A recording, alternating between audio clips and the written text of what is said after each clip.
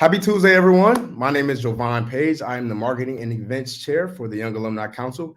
If you aren't familiar with us, we are the Young Professional Auxiliary of the Alumni Association. Our pillars are professional development, networking, ambassadorship, and community service. Now, I have the absolute pleasure of introducing a friend of mine, a brother of mine, but also one of the true GSU legends, Mr. Jordan Bradley. So we're going to have a conversation about not only how he's navigated his post-career success, but also something called delayed gratification. So essentially understanding how valuable it is to sometimes take a pivot. So without further ado, Jordan Bradley. Hey, man, what's going on? What's going on, Jordan Bradley? All right, so I'll say his whole name. That's kind of weird for me. I'll just call you Yeah. JB. Is that cool? Can I call you JB? You can call me JB, bro. Okay, boo. As long as it's cool with you. All right, so JB, I have a few questions, but I just want to start off with the simple. Would you please tell the people who you are, as deep, as profound, or as shallow as you want, and then we'll go from there. All right. So Sure. tell us about you, JB. Yeah, again, my name is Jordan Bradley. I graduated from Georgia State in fall of 2014. I am a creative director of sorts, dabble in a lot of different creative talents, which is, ranging from photography to film and video, to graphic design, to just pretty much anything creative under the sun. We can start there, man, because it can go, man. But that would cover just about who I am and what I do and what I love.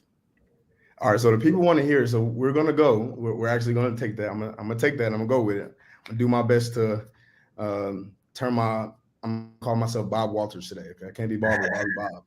Okay, so you have think on your hat, right? So it's my understanding, kind of like a double entendre, right? Like a thinking cap. Yeah, exactly. Yeah, that's so greater than.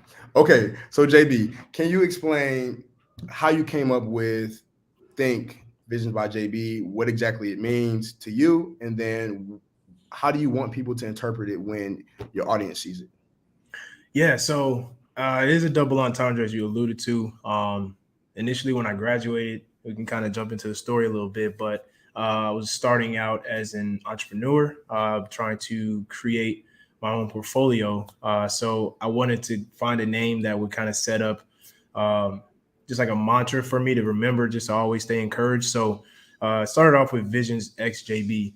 And the JB stands for Just Believe, because I felt that the only way that you can really propel forward and make anything come to fruition is to believe the things that you see in your head.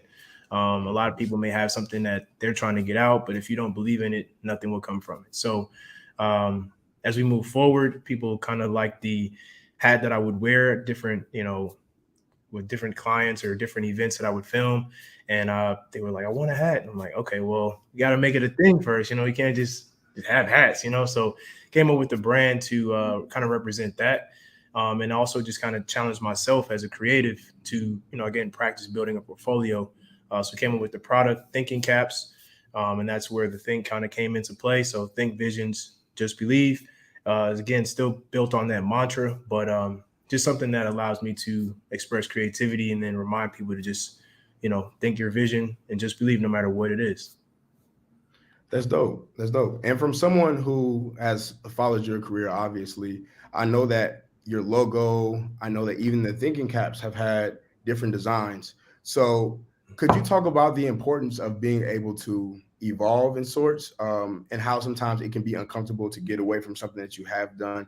I think sometimes, especially as a creative or an entrepreneur, it can be difficult to venture into new spaces because you're so used to where you currently are. And it's not like the original thinking caps or the original Just Believe mantra was something that wasn't received well, but kind of on the topic of the delayed gratification, the signs of waiting, can you talk through what you feel before you know it's time to do something different or evolve, even if you are receiving moderate success from it?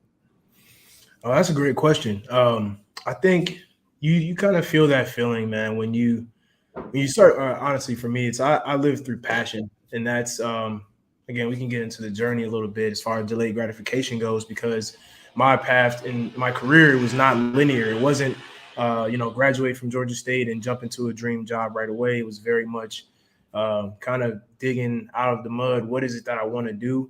and what do I see myself doing versus what is it that I feel expected to do. And once you kind of start to break down that thought, a lot of everything else changes because you stop thinking, what am I expected to do, or what's expected of what's already going on that may already be working, and what is it that I want. So for me, it was a bit of, wake up and you feel, all right, I'm not as excited about this as I used to be. Maybe it's time for it to evolve. Maybe that's just the sign, the indication that if I'm not as, excited about it, and it must be that it's ready to, to change, and you can't be afraid of that change. So, yeah. So you also talked through having a cornucopia of talents, right? As a creative, not only do you do videography, but you do photography, you do graphic design. Are you allowed to answer this question as a creative? Is there a preferred or a favorite that you Uh, have? that's the funniest question, man, because some people are blessed with the ability to say yes. I'm not. Everything, for me is just bringing visions to life, and whatever, need that is in that moment is what I try to provide. Now, I will say, I picked up the camera really to help, again, establish myself as a visionary. I knew before I went to college that I wanted to get into advertising. Got to Georgia State and saw that they didn't have that as a track. So upon graduation, I talked to a colleague and they were saying, yeah, you need to just build a portfolio. I was like, oh, that sounds easy. Like, let's go ahead.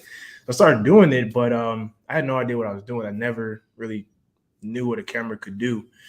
So I started off with the goal of becoming a director of photography. And I took that very literal.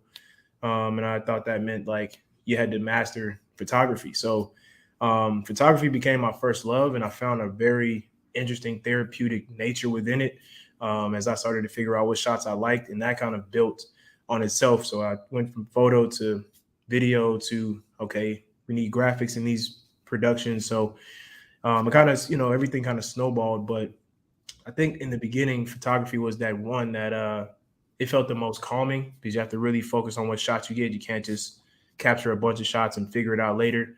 I think that's what I love the most about, photography medium. So I would say photography probably be the number one. But again, it's something that even if you don't see it a lot, doesn't mean it's not my favorite. And that's kind of where it gets great. As a creative, you may not even do what you love the most or what you're most gifted at, or you may not showcase it a lot, but it doesn't take away from, your love or your passion within it.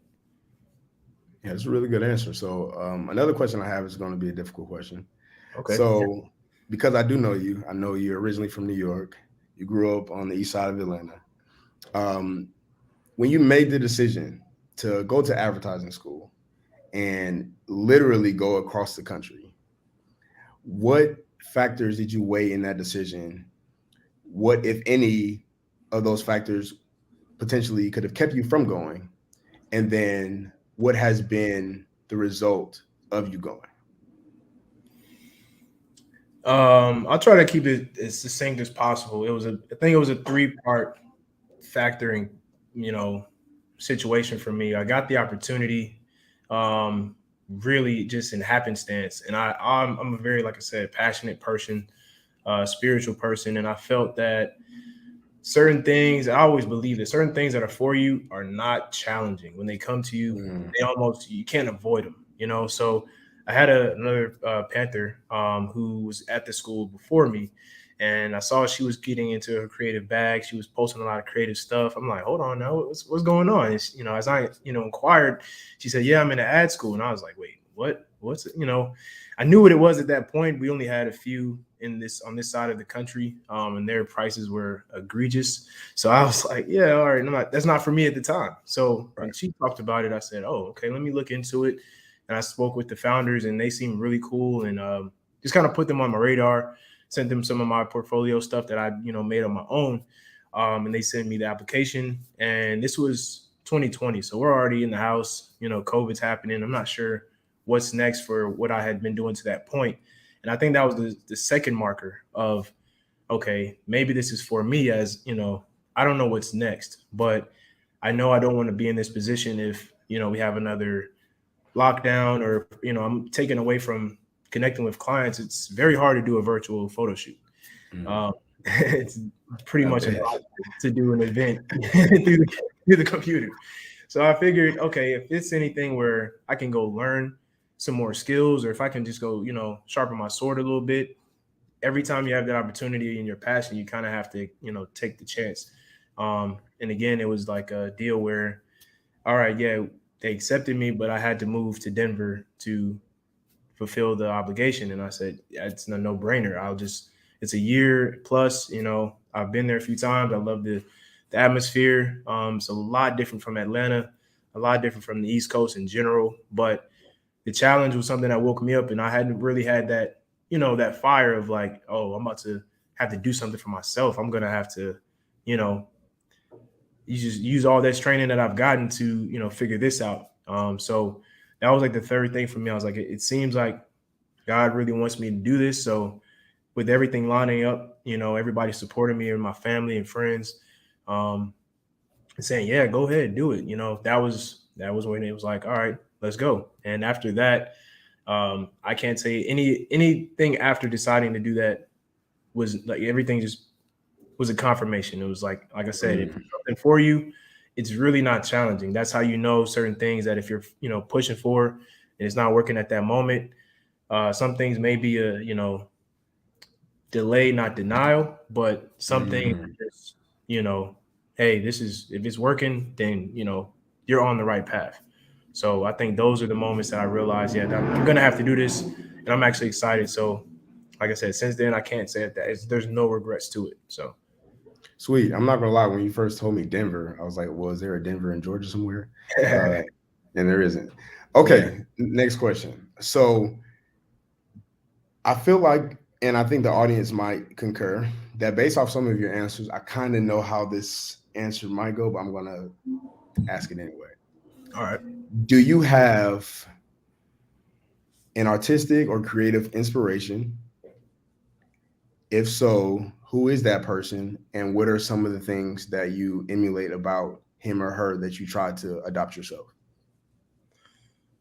Um, yeah, I definitely have a goat in mind. Okay. OG Spike Lee. Okay. I think he was one of the first people, as far as like I said, I always wanted to do advertising because I love commercials. It was very weird as a kid. I was like, why do I sit here Yeah, between? that's kind of weird. I know I would sit there and like I loved, after school like Hate program. I had my commercials. block scheduling. I'm like, all right, I'm watch my shows, but then I wouldn't just leave to go get a snack in between or whatever. I'd be locked in to say what I liked and didn't like about commercials. I'm like, this is trash, or oh, this one is good. Like, all right, this connects with me. Like, I just found myself interested in that, and I didn't think that was common. I didn't know, when things are for you, you don't think of it as common or not. It's natural. So I remember seeing his commercials for the Jordan brand and like some of the best work to that point. And there's one in particular for the Jordan 21. I can't remember, it was like 2006, 2007 or something like that. And it was just like this song, slow mo shots of kids like on a court. And it was just like them emulating Jordan moves. And I kind of, I told you like, I'm named Jordan. Like that was my, favorite player growing up. So at that moment, I said, I want to create these commercials. I want to figure out how to be like Spike and create, visuals and kind of make this a career for myself. But at the time, I had no idea how to do that. All I knew was you probably have to go to college. So, once I got to school, everything kind of, the store, path took off. But yeah, Spike Lee's commercials at that moment really inspired me. His films inspired me, the way he shot stuff, the way he connected to audience members. I wanted to find a way to do that in advertising, and just in my own work. And that's what I always would pull from. Since a kid, I always knew like his style was something that I loved. So let me ask you this question. What would you say is one piece of artwork or project that you did at a younger age, whether that's in college, a little bit immediately after college, that you still look and revere as something like that was great? Because what I also understand about creatives as one myself is I will listen to old speeches or go back to an old video and it's like turn the volume down. I don't want to hear like why did Yeah. I think that was okay? Is there anything, especially considering the fact that you have like such a cornucopia of talents and that fluidity and that creativity might mean that you kind of change your mind often. Is there anything that you did to just say, you know what, like that's still a great idea, or that was a great idea, and I just didn't have the resources, or I didn't necessarily understand how to put it all together at the time? Okay, Does that I make actually sense? do. Yeah, no, that makes sense, bro. I do Okay. have one, and it's actually what I would consider my first commercial. And I love it because it was a collaborative project with another couple fellow Panthers, um, where we were promoting a fragrance brand named Alluri, and I took all the Calvin Klein, all the cologne commercials I'd ever seen, and I was like, let's figure out how to do this for a black-owned fragrance brand. And we shot it off the Chattahoochee River. It was with another Panther. She was a lead. She is now an actress who's doing amazing work. And just being able to, and she was a friend of mine at the time. It's just like, hey, jump in our video, But now she's like on big screens, and I'm like, yo, this is kind of cool. Like, I remember way back when you did our little project, but like it, to me was just like, all right, I can see this on a big screen, or a TV show, or in between spot type of thing. But the piece that brought it all together was like, again, it was my first time, so the shots were good. I had been shooting for a while, and then, like I said, it was the first chance where I was like, all right, let's write out the template, the treatment and shot list, and storyboard how we wanted it to look and feel. It was in black and white, so it was really cinematic. And then the final piece that brought it together was my mom. Actually, I had her do the voiceover. I was like, all right, I need a voiceover. Not gonna go source. Moms, can you do this? Yeah, I was like, hey, mom, can you say this real quick? And I was like, all right, say it a little cooler, like smoother, And she did, and I was like, hey, yo, that was it. Like, to this day, I still like get excited because it was one of those first project type things. But like I said, my inspiration being Spike Lee, that was, if you know his story, that was how he did everything. He was pulling family members to do everything on set, behind scenes, some on scenes. I think his dad was the composer. His sister was in his project. So like that inspiration of like utilizing your resources and family was already kind of locked in my head. So getting a chance to kind of test that out at a beginning stage was really cool. And like I said, to this day, I still have it on my website. I'm like, this is one of my best projects just because of the love and passion that went into it. But yeah, man, that was definitely dope. Well, that's dope. I'm definitely going to ask you at the conclusion to plug us in to where we can see your work, and hopefully that commercial is up somewhere so we can see it and try to homepage. Literally have seen it. Never knew that was your mom's voice. That is crazy. That's crazy. Yeah. Okay, so I've also known you to understand the value of advocacy and giving back. Great kids, love kids, and even have taken your time to teach the things that you've learned in videography and photography to Upper Bound and speaking to classes and those sorts of things. So my next question is, for anyone listening who might also be interested in marketing or advertisement, what would you say are 3 things that you look for when you're looking at a good commercial, video, picture? Like, if you could give us those things to be looking for to know that something's good, or that you look for in your preference, and then what are 3 things that you pay very close attention to when you're doing your work that you want people to take away?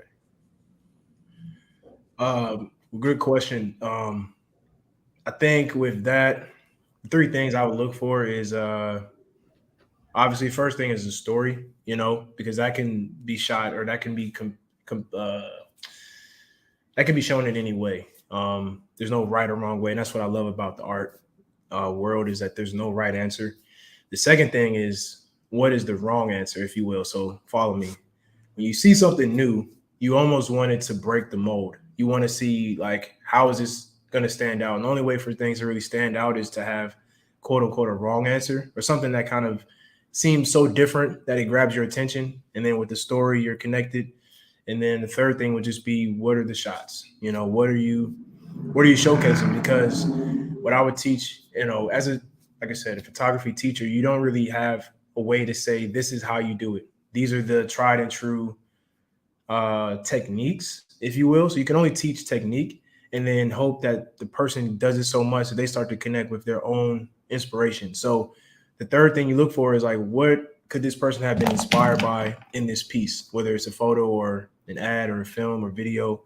You just want to find something that makes it stand out from a personal standpoint, because that is where the unique quality comes from, because everybody has a, different vision for the world and how they see things. So you're looking for that. What's that unique perspective that ties this, wrong piece together and makes it something that's original and dope?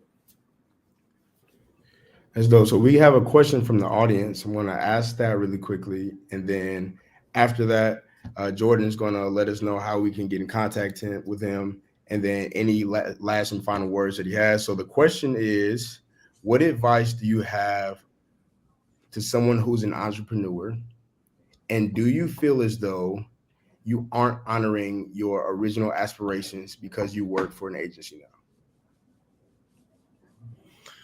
Oh man, that's a great question. I'm glad you guys asked that. First thing I would say to an entrepreneur, and just in general, is fail strategically. There are going to be a lot of things that you just don't know because you don't know, but the journey is about persistence and moving forward and progress. So you can't get caught up on what's going wrong, but you have to focus on what shouldn't go wrong, and then what you're trying to tweak and tinker with to make go right. So take care of all the administrative stuff, like make sure that's right first and foremost. But second, figure out what it is that you're trying to get across to the audience, to the world, and keep failing at that, because once you fail successfully enough, you end up succeeding. That's pretty much what I've learned, is that a lot of the things that I was trying to do may not have been the right time for it. Or, it wasn't that it wasn't supposed to happen. It's just, wrong audience or wrong client.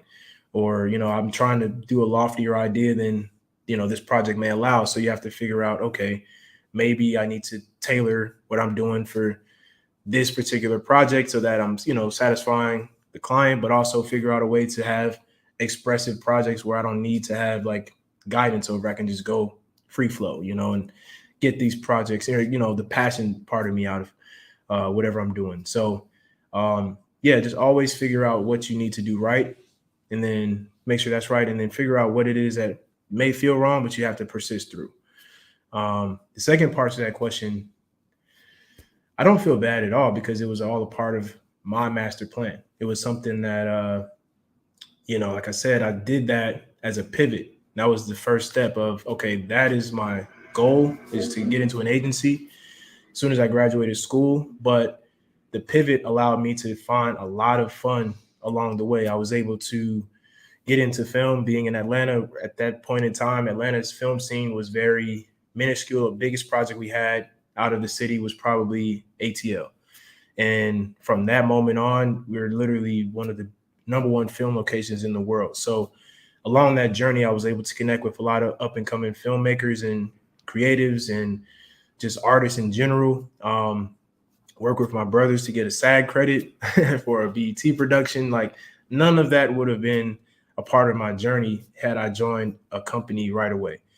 And then even to that point, I was a part of a company post, graduation, first job, and it didn't work for me. It got me up out of there like 2 weeks in. And that's when I noticed, okay, I'm a passionate person. I have to figure out what I really want to do, because the job doesn't validate you unless you're actually excited to be there, unless it's aligned with what your passions are. You're not going to feel fulfilled regardless of the dollar amount or status in the job. So now that I'm in something that I've been trying to get to, it doesn't feel like work. I feel prepared because I've done all these other things that I know aren't necessarily things I don't want to do, but it's like, that's not those, the film world or being an entrepreneur. Those are things that I did to get to this point, but they're not things that I felt define me. So it's one of those things you have to know what's in your, in your mind and what you want to do. And not consider the outside world, or else you can get lost in, trying to do things for outside validation that in the end, you just won't feel satisfied with. Man, that was so profound. I was trying not to show it on my face. I'm like, he's talking to me, like he's talking to me right now. Um, no, super profound. I really appreciate your transparency and your vulnerability to share that. I think a lot of us kind of struggle to figure out exactly what our voice is or what our vision is or what our eyes are, and we kind of put ourselves in these social constructs where we debate whether or not we're doing right by ourselves, but that's something that we have to determine for ourselves instead of looking what other people would think. Yeah. So if you are an entrepreneur and you love entrepreneurship, great. If you're doing entrepreneurship as a means to get to where you want to go, great as well. And if you're doing your best to do both, you don't have to commit to only doing one, and don't make anyone make you feel like you aren't a true entrepreneur if you quit your job. Because I'm gonna let you know something. If I quit my job, I'm gonna be asking y'all for a couch. So telling Exactly. me to quit my job if you're not going. Yeah. You gotta Nah, have man. that So I answer. really appreciate you, Jordan. I want to do this. I want to allow you to say one more nugget that you would like to give to anyone that's listening. There are going to be some current students who are listening. There are going to be some alum who are over the age of 40. This whole concept of young alumni, I like to throw it out because everybody should feel youthful. So, any advice that you would like to kind of be an umbrella to all those audiences? And then, can you let us know how we can get in contact with you? Yeah, man. My main piece of advice is inspired by Outkast. One of their songs, I mean, all their songs speak to me, but one song in particular is off the Soul Food soundtrack. It's called "In Due Time." It's Outkast featuring CeeLo Green, and the bar that Big Boy said is, "You can't become a butterfly until you've been a caterpillar." And I've probably heard that before, but mixed in with the beat and the melodic notes of CeeLo in the background, it just felt so spiritual to hear it again. And I would probably play that song every day in that period before I, got to this point in my journey, just to remind myself like everything will happen in due time. Like it can't all happen at one moment. It can't all happen when you expect it to, because that wouldn't make you get up and keep fighting. It wouldn't make you keep pushing towards your goal. Because I think in the push is where you really develop and figure out what it is you are and what you have to contribute to the world. So if you have a vision, if you have something that maybe hasn't come to fruition yet, you have to keep progressing and you have to celebrate that progress. But always know that when it does happen, it will be something that you can't ignore in due time. Um, yeah, for anybody that wants to reach out to me, I'm on LinkedIn under Jordan Bradley. I'm on Instagram at thinkvxjb underscore. I can try to type in my website for like the actual portfolio that we've been speaking about, or is that something I don't want to say it out Yeah, I loud. think if you type it, you'll just be typing it to me. But Okay. oh, it looks uh, like we got another question. Are you okay with answering one more? yeah, let me just see what this says. Oh yeah. Yeah, man, this is free game. I'm not gonna charge you guys for this. I'm kidding. Nah, the main piece, if you're trying to build okay, so if you're a creator, that's something to notice. You're a creator and then you are building a brand. So you just want to build a brand based on what's closest to home for you. Now, what that means is, like I said, I know my inspiration is like Spike Lee, so I would, watch a film and kind of get a little inspiration before doing any type of project, because that's something that I get inspiration from. So you're basically trying to do that for somebody else. Then whatever you create, you're hoping to be inspirational in some capacity, because that way that'll resonate with them, and then from there that becomes your brand. So don't feel like any project is too small. Don't feel like or anything you create is um, minuscule. There's no minuscule art. Anything can be inspirational. You just have to make sure you putting it in the right places. I know with Instagram and social media, it can feel like you have to do things that fit the trends and the algorithms, but the only way to really create your own brand is to be unique. So make sure whatever is you're inspired by, you're putting that into your art, and relentlessly promote that. That'll probably be the main thing, is just relentlessly promote it. Because Joe, those days of just trying to figure out, is this video good? Like I probably the beginning, I shared everything with everybody next to me. Like, hey, can you look at this? How do you think? All right, I'm trying to figure out, getting feedback from literally my friends. Probably hated me asking, hey, can you tell me what you think about this video? And I'm like, they're like, bro, it's cool. I'm like, I can't do anything with that. But at some point, I stopped asking because it's like, all right, I do know, if anything, I'm the last person that's going to say yes or no. So let me just lean into my intuition and just be more relentless of, putting it out there. But yeah, that's it, man. Just be relentless and trust your intuition and lean on that. Appreciate you, brother. So tell us your portfolio website one more time. Yeah, so it's visionsxjb.com. So visions plural, the letter X, the letter J, the letter B.com.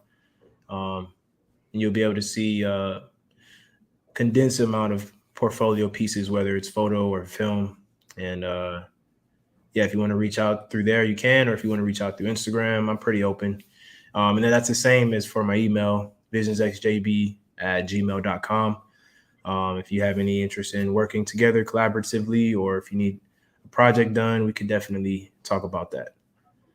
Well, I appreciate you, JB. I also appreciate you, Ellen. You guys don't see her, but she's been working behind the scenes to allow all those pretty banners to come up because Lord knows I don't know how to do all that. Right. So I just want to thank you all for tuning in, for taking this time. We have Best of Blue again next week. So not next week, next month. So make sure you guys tune in. The Young Alumni Council also does things called Third Thursdays, where you have the opportunity to network. So make sure you stay connected with us. Once again, that is GSU_YAC. Super excited for the opportunity to be able to network with people like Jordan. We have a lot of great Panthers who are doing some great things, and you might be one of them. So if you also want to be highlighted, or you also just kind of want to be shouted out on our page, shoot us a DM, and we're going to make sure to do that. We want to thank you all so much for all you do, all you continue to do, and you guys be great. Have a great week. All right, man. Thank you for having me. No doubt, brother.